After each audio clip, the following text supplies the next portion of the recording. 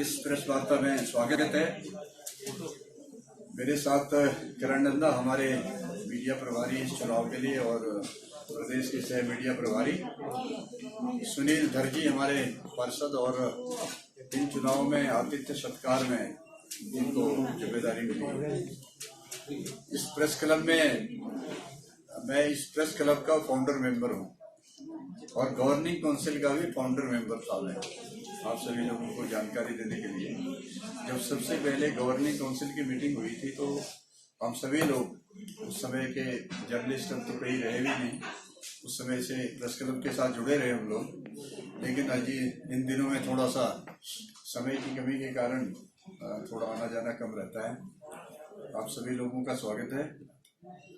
आज के 2-4 विषय आपके सामने रखना चाहते हैं। हम इन चुनाव में विकास को प्रमुख मुद्दा बना रहे हैं, लेकिन अनफॉर्चुनेटली कांग्रेस पार्टी विकास से मुद्दे को हटा करके किसी दूसरी तरफ ले जाना चाहती है। वास्तव में जो हिमाचल प्रदेश में हमारे यशस्वी मुख्यमंत्री जयराम ठाकुर जी की नेतृत्व में जो अभूतपूर्व विकास हुआ है, उससे कांग्रेस पार्टी डरी हुई है बुरी तरह से। इसलिए वो विकास से लेकर के मुद्दे को किसी दूसरी ओर ले जाना चाहती है। हम विकास विकास चिल्ला रहे हैं और वो कन्हैया कन्हैया चिल्ला रहे हैं। हम सेना के सम्मान की बात करते हैं, वो सेना के मेडल और सेना की टोपी पर जो है सवाल उठाते हैं। तो ये कांग्रेस पार्टी की एक विचारधारा, जो इसको हम कहेंगे कि एक निम्न स्तर की विचारधारा आज देखने को सामने मिली है। एक पिछले 2-3 बार विपक्ष के नेता हमारे मुकेश अग्निहोत्री जी ने हेलीकॉप्टर का विषय उठाया है। वो कहते हैं कि मुख्यमंत्री तो हेलीकॉप्टर में रहते हैं और जो नीचे विकास है उनको दिखता ही नहीं है, विकास हो ही नहीं रहा है कुछ भी। तो मैं उन्हीं से पूछना चाहता हूं कि उनकी सरकार में वो खुद मंत्री भी रहे हैं और वीरभद्र सिंह जी मुख्यमंत्री थे, तो क्या उस समय वो प्रचार और प्रसार में या प्रदेश के दौरों में बैलगाड़ी में जाया करते थे?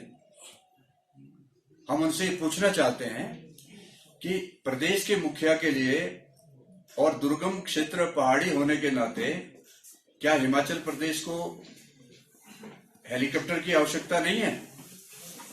आज तो थोड़ा सा हेलीकॉप्टर के रेट भी थोड़े महंगे हैं, लेकिन जब कांग्रेस पार्टी की सरकार थी तो विजय सिंह मनकोटिया जी भी कांग्रेस पार्टी के मेंबर भी रहे और मंत्री भी रहे, विधायक भी रहे।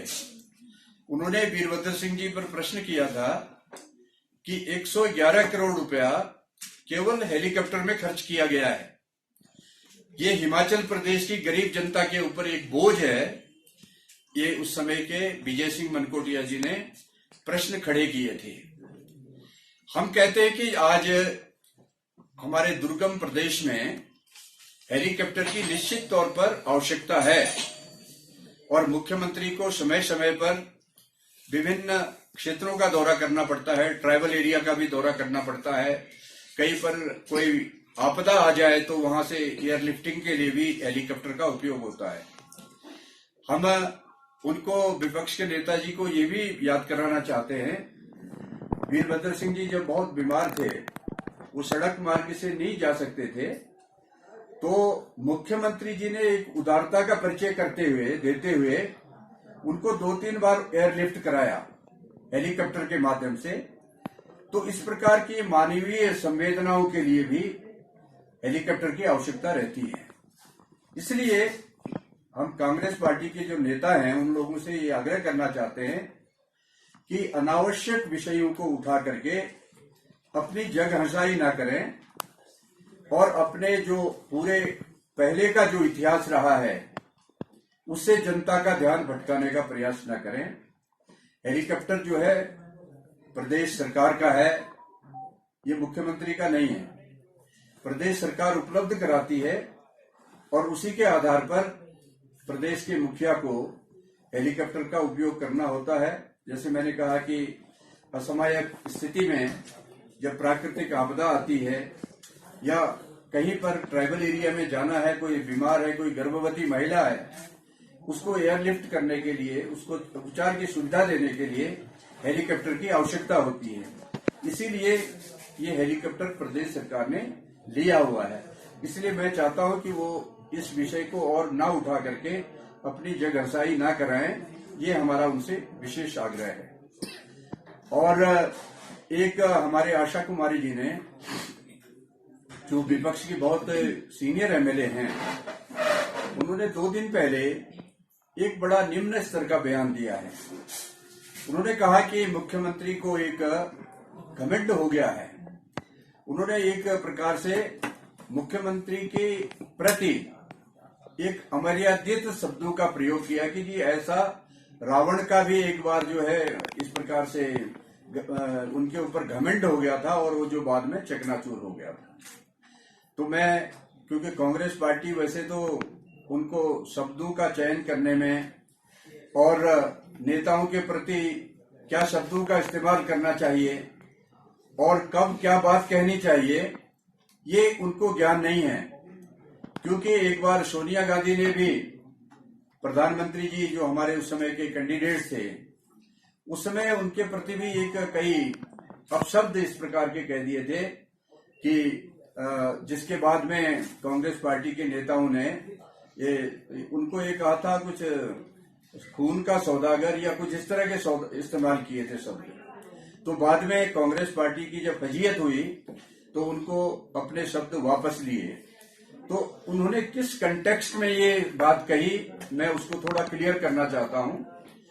क्योंकि प्रतिभा कुमारी जी जब चुनाव के मैदान में उतरी तो उन्होंने कहा, जगह जगह पब्लिक मीटिंग्स में कहा कि मैं चुनाव नहीं लड़ना चाहती थी, लेकिन मजबूरी में मुझे लड़ना पड़ रहा है। तो ये मजबूरी उनकी क्या है, ये तो वही जाने। लेकिन उसी को एक पॉलिटिकल स्टेटमेंट के तौर पर हमारे मुख्यमंत्री जी ने जरूर कहा कि वो चुनाव लड़ना नहीं चाहती, लेकिन उनको जबरदस्ती लड़ाया जा रहा है। ये असहाय एक प्रकार की कैंडिडेट हैं, ये उन्होंने उस विषय पर कहा। तो उन्होंने उसी को कहा कि महिला को जो है असहाय नहीं समझना चाहिए। जब वो महिला खुद ही कह रही कि जी मैं इच्छुक नहीं थी चुनाव लड़ने की, मुझे लड़ाया जा रहा है, तो ये उनके अपने शब्द हैं, ये मुख्यमंत्री के शब्द नहीं हैं। मुख्यमंत्री ने उसी पर बयान दिया कि ये मजबूर हैं और इसीलिए मजबूत प्रत्याशी को वोट दें। ये उन्होंने उस स्टेटमेंट के ऊपर अपनी बात रखी है। इसलिए मैं चाहता हूं कि हम नारी शक्ति का बहुत सम्मान करते हैं और करना भी चाहिए।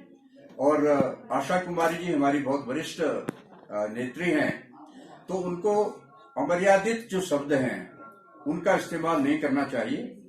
और जो प्रदेश के मुखिया के प्रति इस तरह के एक घटिया बयान दे करके कि उनकी मुख्यमंत्री की रावण से तुलना करके एक प्रकार से महिला समाज का अपमान किया उन्होंने, मैं इस बात को कहता हूं।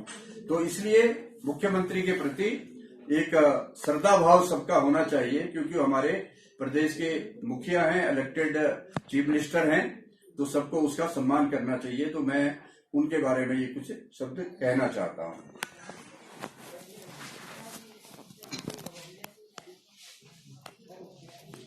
कांग्रेस का एक हाल क्या हो गया कि आज एक में कल किसी का आ रहा था कि आज कांग्रेस के बारे में लोगों का एक धारणा ये बन गई है कि एक समय हम कोई गाना सुनते थे, पत्ता पत्ता बूटा बूटा हाल तुम्हारा जाने है।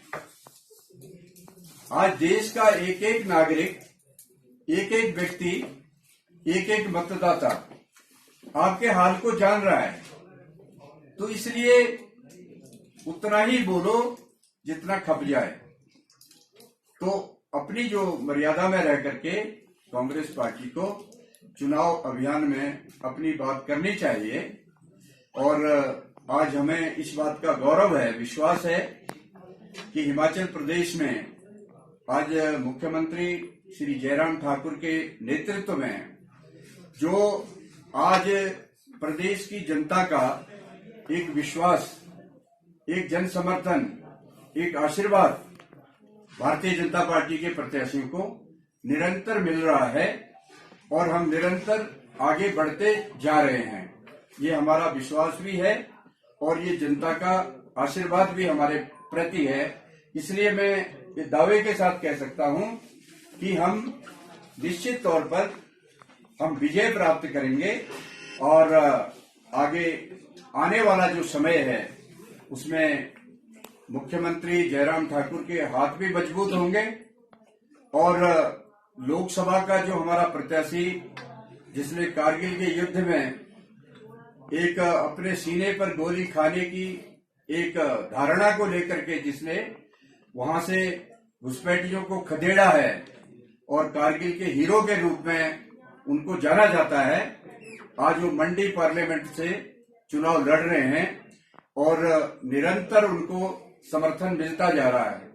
लेकिन कई बार जैसे मैंने कहा कि प्रतिभा सिंह जी ने पहले तो कह दिया कि ये बड़ा छोटा सा युद्ध था, ये कौन सी बड़ी बात है, उनको जो है बड़ा चढ़ा करके लिया जा रहा है।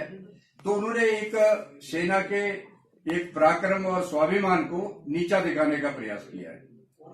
तो आज जितने भी सेना के फौजी हैं, एक्स सर्विसमैन हैं या इन सर्विंग हैं, सभी लोगों को ये लगता है कि कांग्रेस पार्टी शायद सेना का अपमान करना चाहती है, इसीलिए इस तरह के शब्दों का उपयोग किया जाता है, प्रयोग किया जाता है और सेना को नीचे दिखाने का प्रयास किया जाता है, जो अच्छी बात नहीं है। तो इसमें कुछ लोग ये कह रहे हैं कि जी आज हिमाचल प्रदेश में तो विकास ही कुछ नहीं हुआ। तो मैं आपके माध्यम से एक जो हमारा ऑफिशियल डाटा है विद फैक्ट्स मैं आपके सामने रखना चाहता हूं।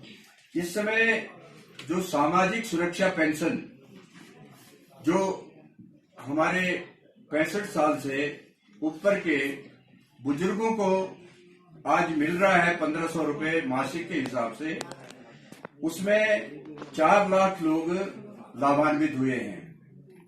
तो ये क्या कांग्रेस पार्टी के लोगों को एक जनहित का कार्य या इसमें कोई विकास दिखता नहीं है?